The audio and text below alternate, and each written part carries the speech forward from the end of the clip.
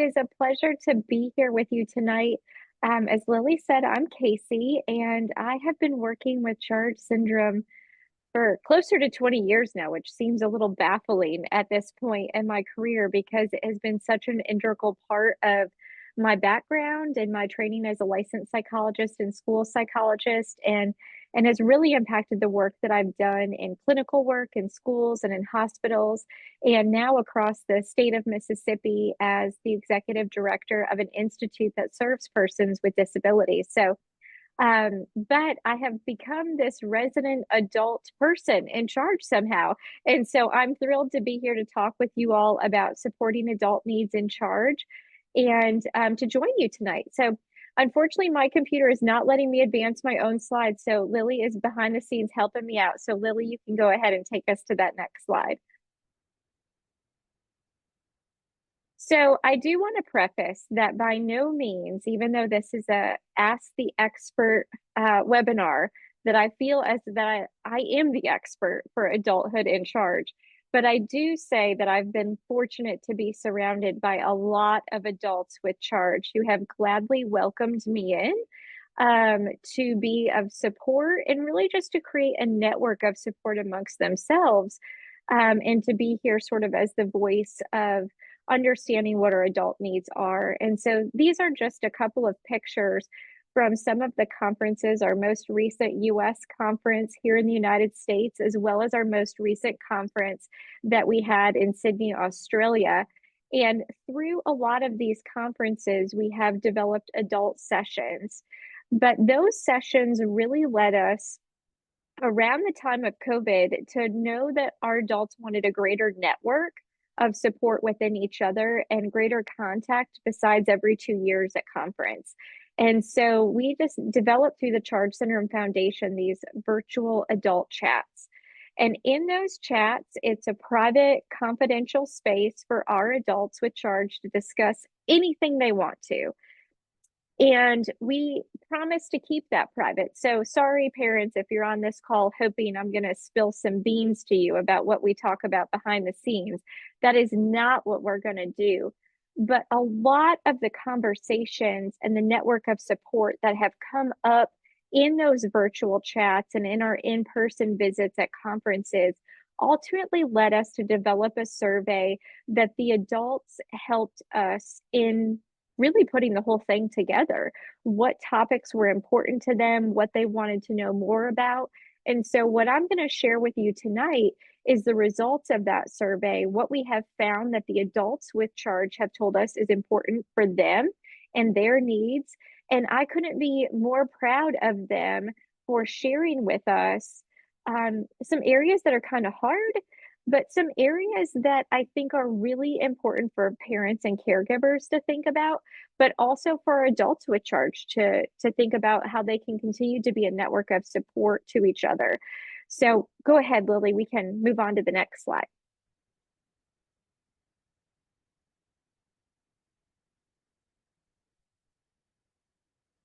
All right. So I know that many of us probably on this call have entered adulthood in some capacity. And I always used to love when I was teaching at the university to ask my students in development class, when do we truly become an adult? And I think that answer is different for all of us. You know, is it when you're financially able to pay your own bills? Is it when you move out on your own? Or is it when you start having those independent decision making skills for a wide area of your life? But ultimately, we still need a strong support system in adulthood, and all of us need that, including our adults with charge. But I think adulthood also comes with a lot of complexities, a lot of changes. And for those of you on the call who maybe have adolescents or teens, or are adolescents or teens, I want you to really think about what we talk about tonight as kind of planning for the future. But then, if you're an adult with charge who might be on the call too, what could this do in helping you plan for the future or at your current time?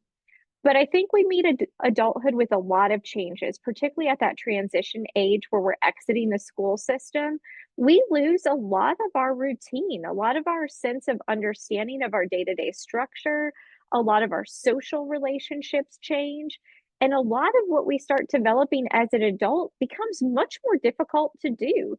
Um, I remember going to college and thinking, gosh, this is where I'm going to meet my core group of friends. But that took some time and that took some work. But then coming into a new job, how do you develop the person who's going to be the colleague you might want to go to lunch with? How are you going to find those people? And in adulthood, making social networks is much more difficult than it is for kids. Kids actually have the easy path of doing this. I watch my daughters every day see another kid their age and they just naturally gravitate to each other and play and have fun. As adults, we don't get that luxury. And so sometimes we need some extra support in finding our social networks. But I think when we reach that adulthood age, we sometimes don't put in the work to be able to be there or support our adult with charge or our adolescent with charge, get ready for this transition, this change in routine, and establishing a new one into adulthood and what that's going to look like. Um, we also might have some difficulty finding employment. Everybody has to go on this job hunt that's a little stressful in their lives, and it's, do I have enough training, or is there enough opportunities here? What accommodations might I need to be successful in this job? But also, what advocacy skills do I need to be successful? And I don't think, particularly in our US system, we teach these transitional skills for employment soon enough. And I think it's really important that we stop and think about, okay, no matter where we are right now, what are the skills I need to be successful in employment in 1 year and in 5 years and in 10 years down the road? And for all of us, no matter where we are in our career, that's going to change. And so that's no different for an adult with charge, but we might need different types of accommodations, things like vision accommodations and hearing accommodations. There is really awesome assistive technology to help us at work, but we've got to know what it is and we got to know how it can work for us. And I wish that we started that sooner in our K-12 system, but it's never too late to start to. And I think that's important for us moving forward. And another big complication I hear from a lot of the adults with charge and also caregivers is that exit from pediatric medical and healthcare into adult care is extremely difficult. Typically, we go from a pediatric facility that offers everything we want together, where records are shared and our experts can sometimes talk to each other, particularly at a children's hospital, to an adult system that's not used to working with us, nor our medical complexities. And it's often separated and segmented. And I think we need to start identifying our adult care sooner so we can have a more smooth transition into adulthood, medical, and healthcare, just so that doesn't become an added burden or challenge for the adult with charge as they're navigating the system, because it's already too complex to navigate. We don't need it to be segmented as they're navigating that system. All right, so we asked adults with charge which of the following areas were important to them that we spend more time researching as a foundation, as a community that wants to support individuals with charge syndrome. And as you can see, independence and physical health topped, that was the top choice of where we needed to go. And to be quite honest, that wasn't the answers I thought we were going to get after spending all this time with our young adults, which means I have some more work to do in my role. But I do think independence makes a lot of sense. And after you see the results of what we got from physical health, I think that's going to make a lot of sense to you too, why it was at the top of our list. But then it was navigating finances and transportation, employment, and mental health all were rated high and important, but not as high as our independent and physical health. So we're going to talk through what some of those results look like. So looking at mental health, what our first general question, and keep in mind, our individuals with charge help us preface the types of questions they wanted involved in this survey. What is the overall impression of yourself? How do you view yourself as a human being? About 35% of adults with charge said they viewed themselves positively. They felt really good about their overall sense of self and impression of themselves. About 48% were neutral, and about 17% were negative. I took this as really good data. Okay. If you ask an average adult what's your overall impression of yourself, you usually get more negative results than you get positive results. And for this to almost have a flip or kind of a neutral, good, either way, was really, really important for us to see. And I think important for guardians is they start to question, where do they let that independence drop off? And where do they let that adult start to take that independence themselves? That this isn't just a little insight into what they're thinking about themselves and their overall impression of their needs. Uh, However, approximately 21% did have a negative perception of their body image.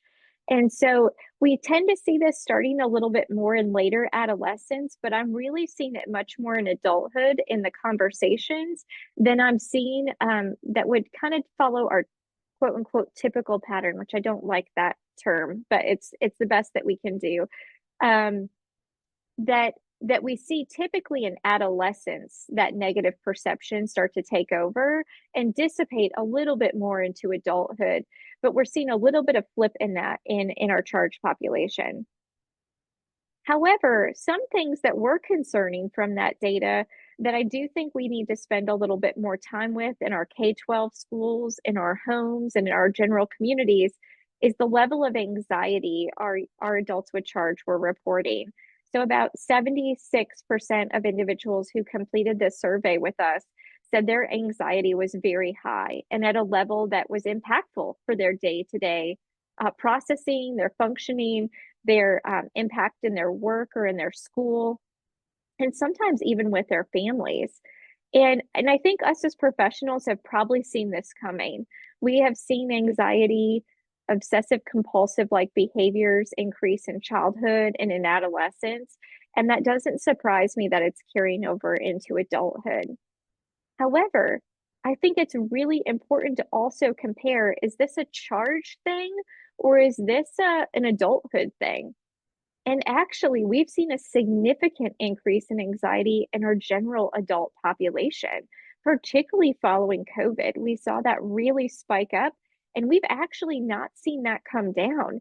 I work on a college campus with other young adults who are, navigating a transition period in their life. And our level of anxiety and depression on campus across our nation's campuses is up like 400% from what we saw pre-COVID. So we do know that anxiety is certainly impactful, but I don't know that this is necessarily a charged thing. Or are they just a part of the same adulthood that's experiencing increased anxiety overall? Either way, I think if it's feeling like it's impactful to their day-to-day life, it does need intervention, right? It needs some support to help them feel that that anxiety is at an appropriate level of functioning and helps them in their day-to-day. We did also note that about 55% of the population felt they experienced depression, that was a concern for them. And I think that's important because I don't know how well we're doing with screening social emotional health, how well we're doing with screening mental health needs in the general community or in our K-12 setting. And so I think even if we're doing it there, we have fewer eyes on us as adults, particularly as we move into independent living or if we're in a group-based living facility.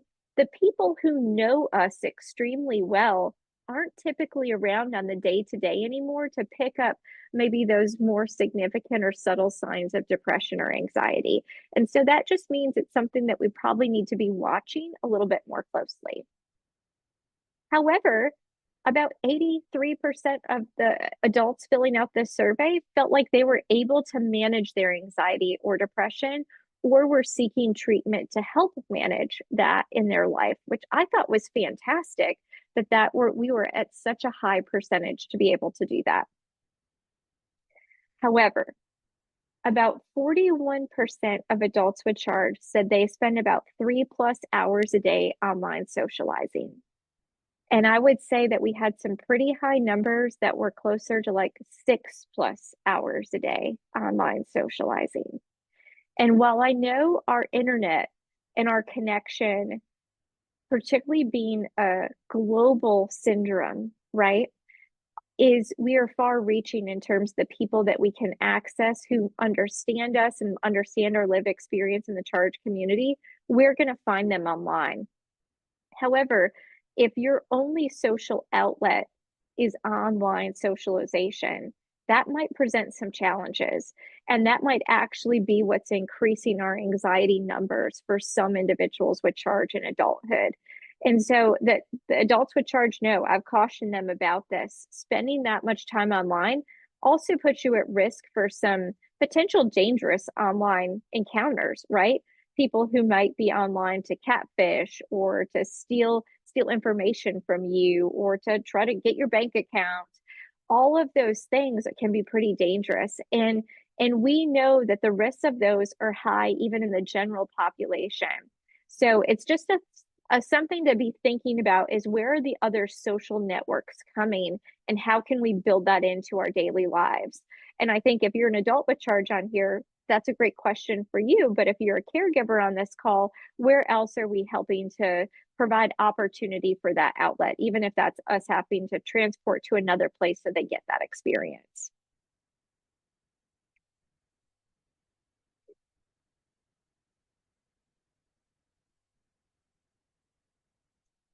Okay.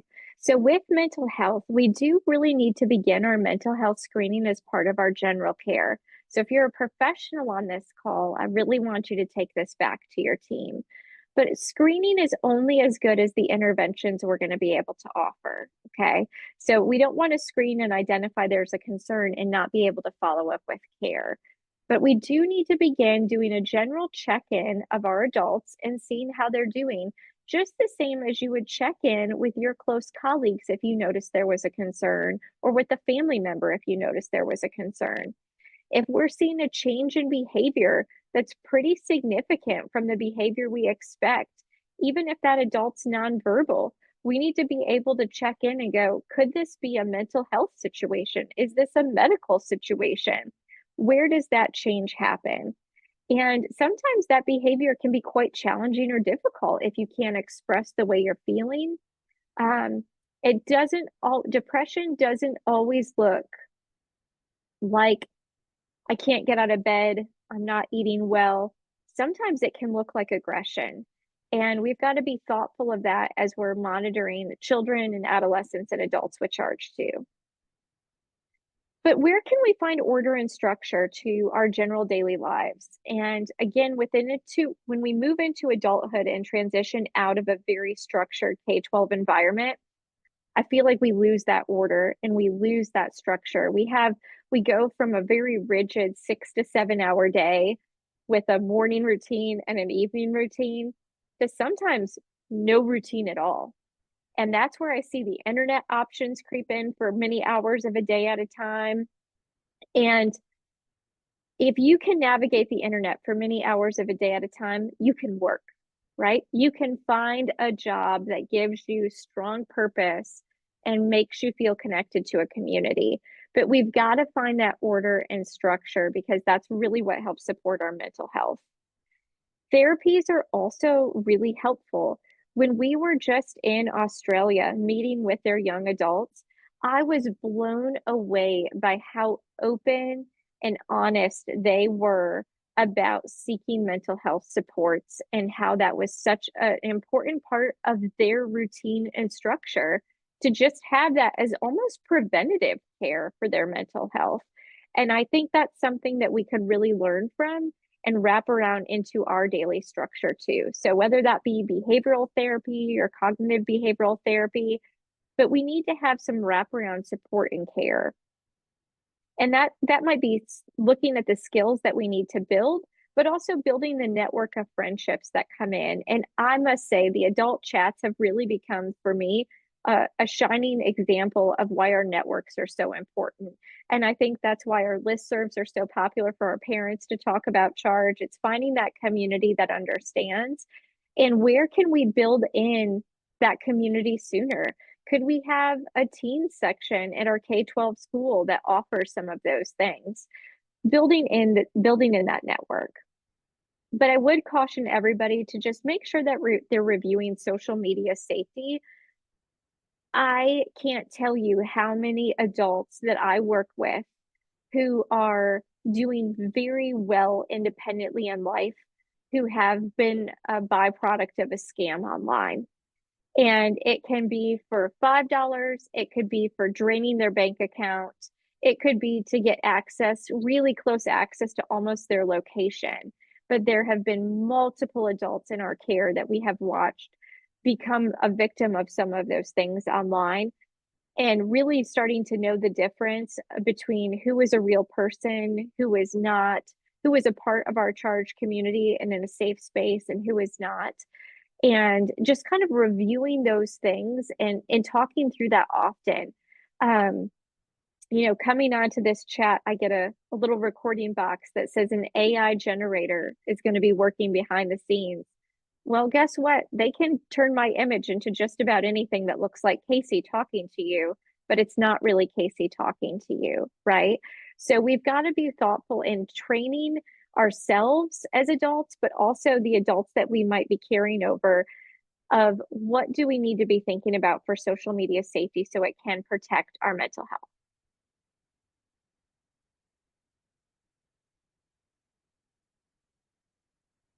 Okay. So the other big area of concern for our adults were their physical health. And we asked how knowledgeable do they feel about medical issues in adulthood for themselves. And 76% felt like they got it. Very knowledgeable, knew what they needed to know to advocate for themselves on their own medical needs. But about 38% really didn't feel satisfied with the level of knowledge their healthcare provider had about serving them as an adult with charge. And unfortunately, in our research, we don't have a lot of research out there for our medical community about adult needs. We don't have a lot of research to tell cardiology where to go into adulthood. We don't have a lot of research out there that talks about the development of seizures in adolescence and adulthood. But we are seeing some of these concerns come up. And so I urge researchers or professionals who might be listening to really think about that, because we do need to help make sure our healthcare providers are knowledgeable, while at the same time allowing our adults to know how to advocate for themselves or where to share that information with their healthcare providers too. Many of our adults were concerned about their fatigue levels, that they very quickly felt like they would fatigue, that could impact their employment, maybe that I've worked all day, but I can't even get up to go out socially because I'm just exhausted. And I've heard this over many years from our adult community about the level of fatigue. So what I asked the adults most recently was, what's helping you with that level of fatigue? What is helpful? And a lot of folks have went to physical therapy into adulthood and maintained that as part of a fitness routine for themselves, but have really seen the benefit on the fatigue side in reducing their fatigue. So thinking about where we build in fitness, but also the needs to balance that fitness that meet our medical needs as well. And I think that plays right into our bone health. If adults are not being followed by endocrinology, we would really want them to be. That's something that we should really start quite young. We do know that the growth hormones are impacted. We do know there's some unique features around bone health that can really make a young adult with charge have osteoporosis and have really fragile bones. So we did find a lot of adults concerned about this, and perhaps they're part of the generation, unfortunately, where we didn't have endocrinology soon enough into that lifespan to know to institute puberty and help with those growth plates and those types of things. So making sure we're following up with endocrinology is important. And if you all know me from the charge community, you know pain is a really important area for me, and that we spend a lot of time recognizing the pain experience that individuals with charge may have. And I do think that they experience pain at a much higher level than the general population, from their medical needs to just having to compensate for their vision and hearing. They may hold their body differently, that can produce muscle pain. there is just a significant amount of pain that can come with this condition. And we want to be thoughtful that pain management is helping them. And some adults, about 62%, expressed that managing their pain was quite difficult. Um, so what can we do? What interventions can be put into place when we identify pain to help this with this population? And some of the suggestions from our adults were, again, a fitness routine, physical therapy, support for gastrointestinal concerns that were producing that pain experience as well. And just think about, though, how fatigue and pain alone would further impact that mental health, right? These things aren't separate. They're wraparound parts of our body.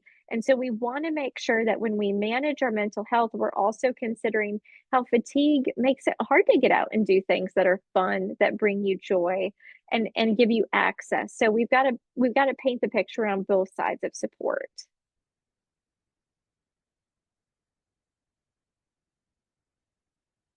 Okay. For independence, parents don't shoot the messenger, but your adults with charge have been really informative of this. And I have been blown away by the conversations that we've been able to have through this survey and through further discussions about how difficult it is to balance their needs and their independence from caregivers and parents. And I think this is such a difficult balance. Um, I'm a mom of two young girls, and I don't ever want to picture them growing up and leaving me and being out of my space, right? And you as parents have been by the side typically of your child with charge from the beginning, fighting so hard for their every want and need, from the hospital to the school system to getting into adult services and what supports they need to have, that now we're asking you to step back and let that adult kind of take over on their own. And that's super difficult. But I think it's really important conversations that you need to have with your adult with charge, and adults with charge need to have with their caregivers and parents, is where can we balance the needs of what we have with the independence that we hope to have? And that's going to look different for everybody, but they're important conversations. And I don't know that our adults feel that our parents are asking enough what they want that to look like for themselves. However, in that same vein, we've got to have difficult conversations. About 71% of adults with charge were concerned about their parents aging. What would future living arrangements look like?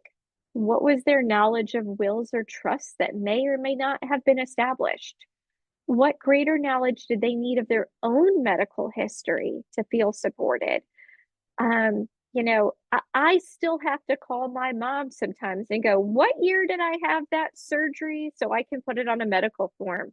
In charge, that's like, what year did I not have a surgery? Right. And having to remember all of those pieces. How do we have that down so they are able to advocate for that medical history in the future? Do they know knowledge of their benefits and what have been set up for them? Any funeral arrangements of what they want for their parents want for themselves when they pass? We are not having these discussions, but trust me, your adults are wanting to know the answers to these questions, and they're really uncomfortable. And a psychologist that I work with here always says sometimes we have to sit in the discomfort of just having the conversation. And I urge you all to sit in the discomfort of having that conversation, because they're really important to the process of independence and knowing what their future holds. And we need to have this conversation whether we have charge or not. It's an important reminder for all of us that we know our lives will end at some point. What is that going to mean for the people we leave behind? And in building that conversation. So we do need to begin those difficult conversations early.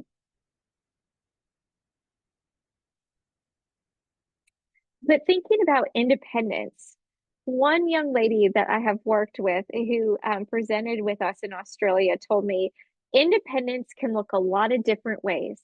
And I thought, golly, you're right. It sure can look a lot of different ways.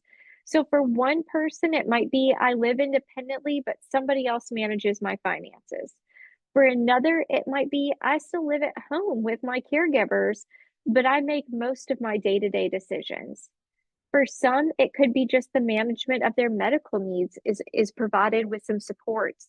But our independence can look any way we want to set that up. But are we having a conversation about what that can look like? And really thinking about our areas of strengths, the things that we can do without a whole lot of supports, thinking about supported employment opportunities. Sometimes we have to start really strong with supportive employment, but that can dissipate over time and fade to just being an independent position. I would much rather have support on the front end of any job than to say, oh, I failed, let's bring the support in now. We would all prefer to be in a job, and likely many of us would leave a job if there was no support at all as we were coming in. And so to try not to think about it as I might not be capable, that I need supportive employment, think about it as supportive employment helps me reach the goals that I want to get to. But then also that might be advanced education or training. Whatever that independence can look like, we got to think about how it's individualized to us and making sure that both of you are kind of negotiating that pattern together if that's a joint conversation.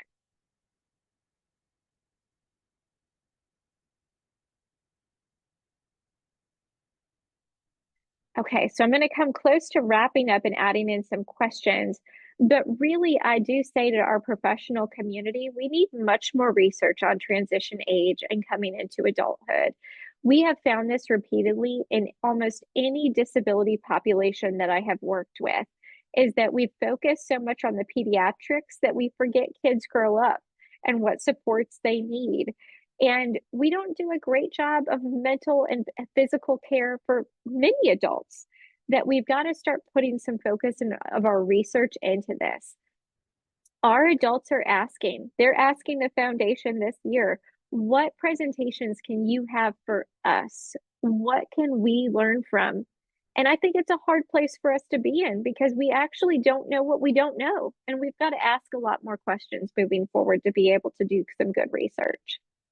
Think about what therapies might be great for bone health to support our adults, but particularly to help support fatigue and pain management.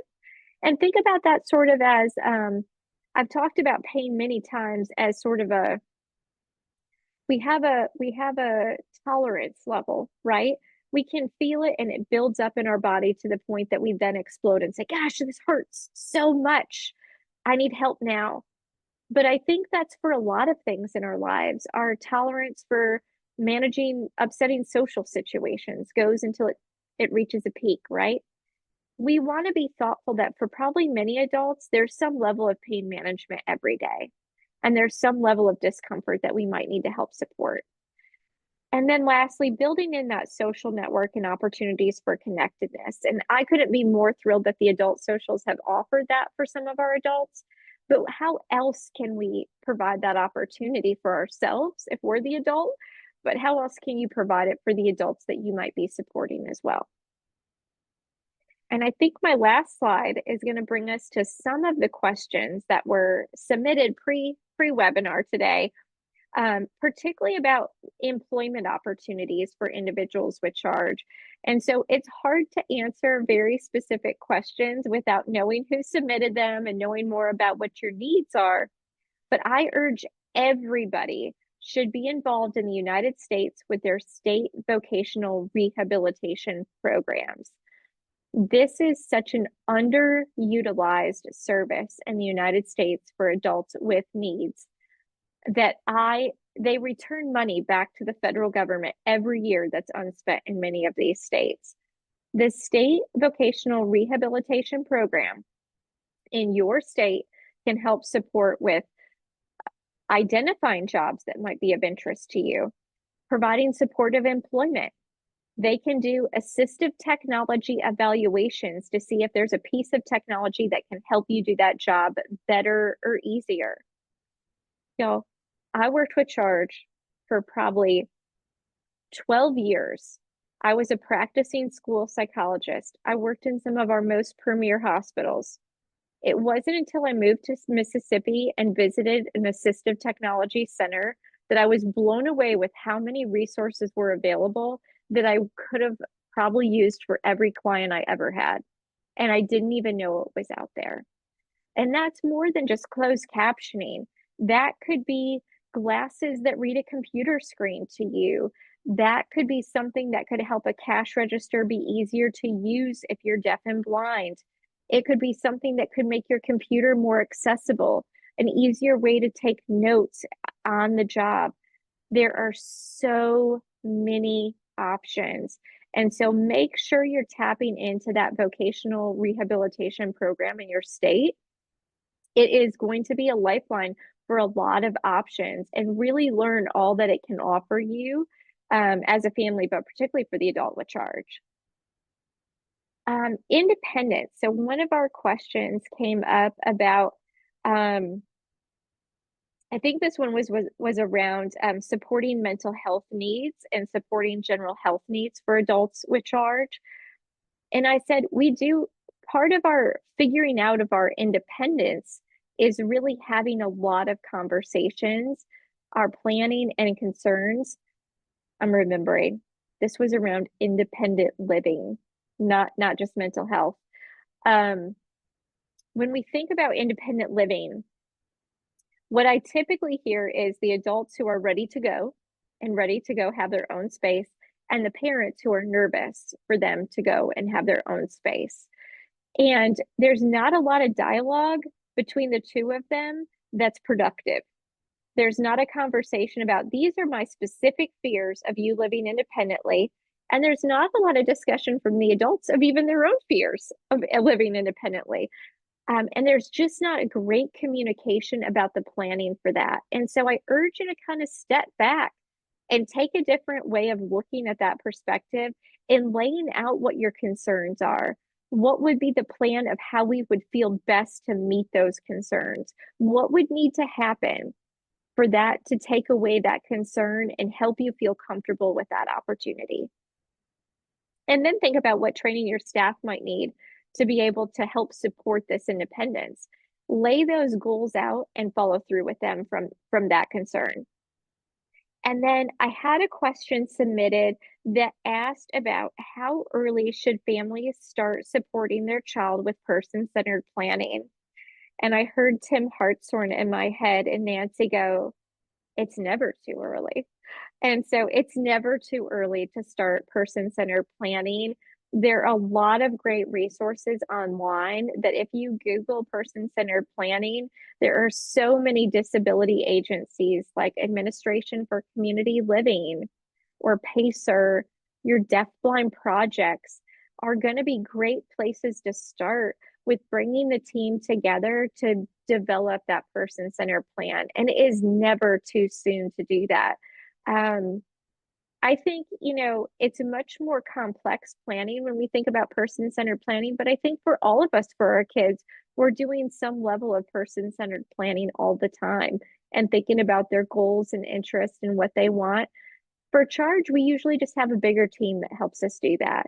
But this is really around that individual. So make sure they're a part of that person-centered plan as well. But it's never too soon to do that. Okay, I'm going to pause there because it looks like we have lots of questions.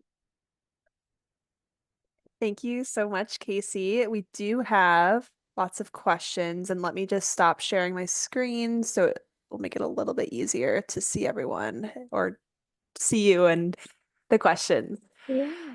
A couple questions just came through. If you could elaborate a little bit on PCP or person-centered planning. A couple folks having a question about that. Yeah, so person-centered planning, and it's been a hot minute since I've done this, everybody, but person-centered planning is really taking the team that is working with that individual. So let's say a person with charge is the core center, and we're trying to design what the future is sort of going to look like to help support them reach their goals. So whether that's when they're young, what is our journey through the educational system going to look like? What is our preparedness for then later the transition into post-secondary options. What is that going to look like into independence into adulthood? But we're really targeting around their medical care, their health care, their mental health, their educational supports, their family unit. What resources and supports do we have to help them reach their goals? And I see some parts of this chat box that I think is important. It is their goals. We need to make sure this is the interest of the individual with charge and not the interest of what a parent hoped this could look like for their child. And sometimes we can have a conversation and maybe meet in the middle, right? But I think it's really important to remember this is the interest of the individual that we're doing that person-centered plan with. Awesome. Thanks, Kasee. I'm sure you can see it in the chat, but just wanted to say it out loud, getting some praise. So Kasee is an amazing professional. Thank you for your help with supporting us, the adults with charge. So Thank I'll echo you. that. Thank you so much My for presenting pleasure. this tonight. Um, a couple questions coming through for folks who are looking to go kind of beyond the social groups that are happening and wanting to create even more connection with people who have kind of shared life experiences and shared interests. Any recommendations for ways of going about that and ways of promoting kind of a next level of social connection? Absolutely. I think it's really important that because you have charge doesn't mean your friend should have charge, right? Or have to have a disability for that matter. I think we gravitate in our social networks to people who have similar interests, similar ethical principles that guide them. And sometimes that's what I said. Adulting is so hard to find that. It takes a lot of work and time. So I think it's a matter of kind of putting yourself in situations that you enjoy and kind of taking the leap to talk with the person that's near you in that social setting. So I do know in some cities this is a little bit easier because there are apps to connect if you like riding bikes or want to go for a walk by the water. If you're really into reading, there's book clubs.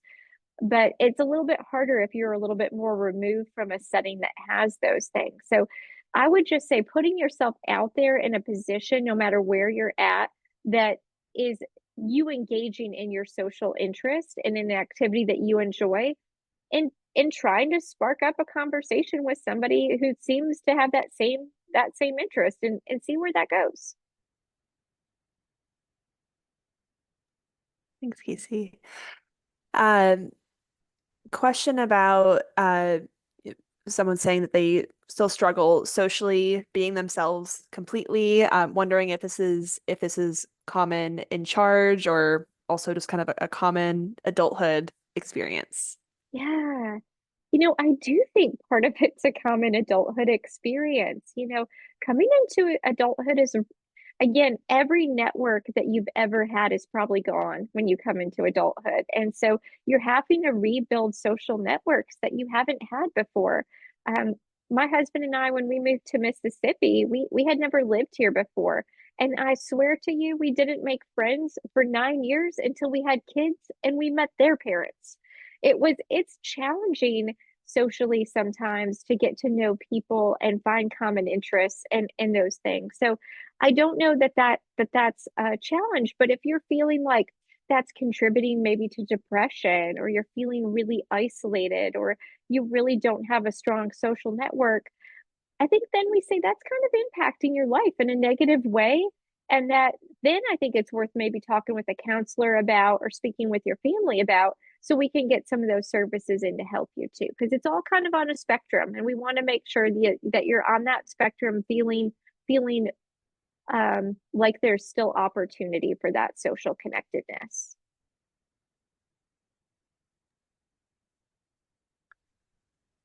All right, let me see. We've got lots of questions. I'm trying to see if there's any common themes. Um, Here's one that's a little different than the one we've asked so far. Um, Julie says, I'm wondering about the need for more research that Kasee mentioned. It seems like this would be a good opportunity for participatory research in which adults with Charge syndrome join medical or educational research teams. in developing research questions, implementing investigations, studies, surveys, etc. Is this type of research occurring anywhere yet, or do you have any thoughts about how that can be supported? Julie, that's such a great question. And I'm not aware of that outside of what we have looked at in our lab. And really, that's not the medical side of things.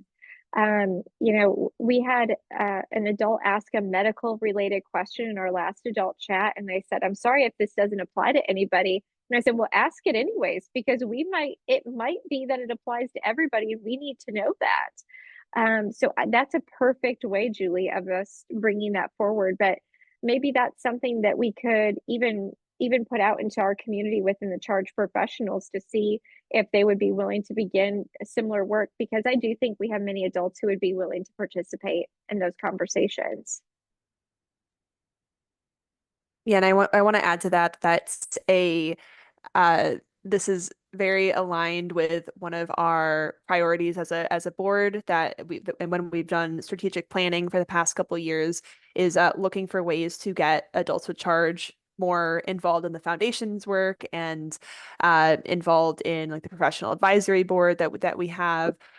So these are ongoing conversations and will be things that we'll continue to communicate to the community. And we've had so many adults with charge who have been reaching out with wonderful feedback and input, and that's really the way forward. So we really encourage people to continue to advocate and reach out when they have ideas. Absolutely. Absolutely. And I'm so thankful the foundation is looking towards those initiatives. It's wonderful. All Let right. me Let's see. Sorry, did you have one that you had your eye on, Yeah, Kasee? I think there was one in the chat box about working with a nonverbal individual who's been signing that they need to see the doctor on and off over the last year. They've completed a physical and blood work. Is there any health related signs or symptoms to look for in our aging individuals with charge? And this is the question that I want more answers to. This is where I don't feel like we have a really strong path to tell us these are things that we see coming up in adulthood. I will say we have seen seizures pick up in adolescence and adulthood. Um, and I think sometimes that comes with disorientation of what just happened, and that could lead to requesting something like seeing a doctor. We still see issues with like dental needs that are harder to identify. Um, we do know this is a very cranial facial condition. So I suspect that we're still having into adulthood many more ear infections, sinus infections, those types of complications occurring that are uncomfortable. I do know a lot of adults still complain of migraines, gastrointestinal discomfort related to those things. But then we have the harder areas like the kidneys and not knowing if there's reflux or concerns there. Um, so I mean, I do really encourage if they're telling you they're uncomfortable and wanting to see a doctor, it's worth every makeup that we can do to rule out everything that we possibly can and looking back at that medical history. But maybe that's just a pain day too, where they're just experiencing more discomfort. And so I've always said consult with medical professionals when you see that occurring and you've kind of ruled out some of the big medical stuff through your blood work and scans. Maybe start with the medical professional's approval, like a 7 day on of pain medication and about a 7 day off of pain medication, and monitor the behavior difference. And if it is reducing when they're in pain, that suggests it is a pain related medical something, and we need to keep digging to know the answer. Thanks, Kasee.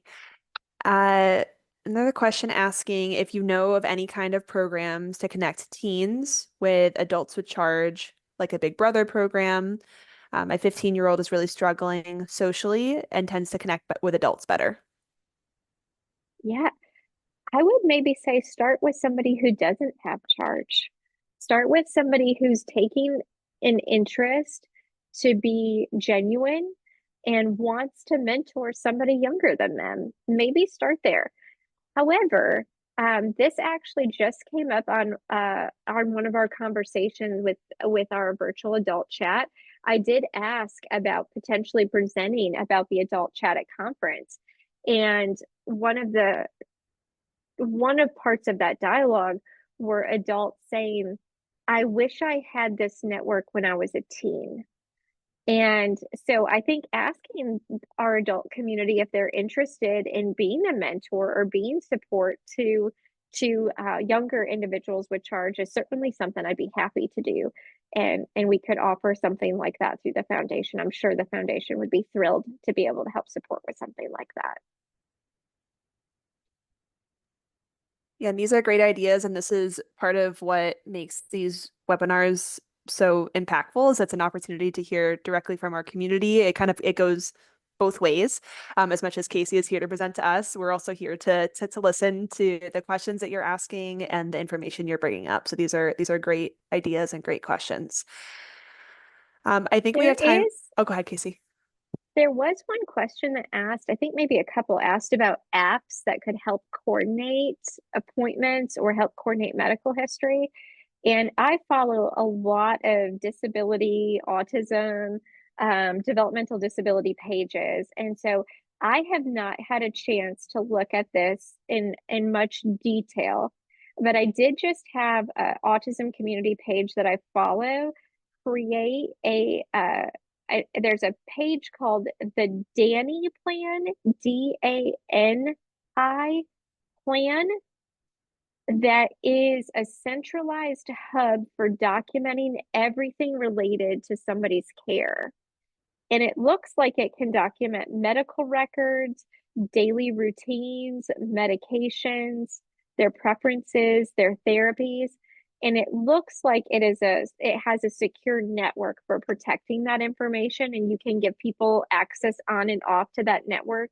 So if there were maybe multiple caregivers or a job site that needed to know critical information, that you could share that open and closed. And like I said, I'm not a rep for them. I have not looked at it in detail, but it's something I have always said I wish our families had, because it's so hard to keep all of that in one place. And we're even past the days of doctors giving you paper anything to carry around a binder anymore. So that electronic option might be really helpful. Awesome. I think we have time for maybe one more question. This one's related more to financial independence. How can adults ensure financial independence while self-employed, knowing what to report to IRS and Social Security without losing benefits? Such a good It's a hard question. one. It's a hard one. I would say first checking with your state to see if they have ABLE accounts, ABLE accounts. And ABLE accounts can allow you to earn and save a certain amount of money without it impacting your benefits or impacting your tax significance there. And each state tends to set them up a little bit differently. So some can be sort of like trusts for the future, but some can operate even like a checking account. So I would encourage you to check with whatever agency in your state is managing those types of accounts to see how you could have a lived wage that could still maintain your benefits.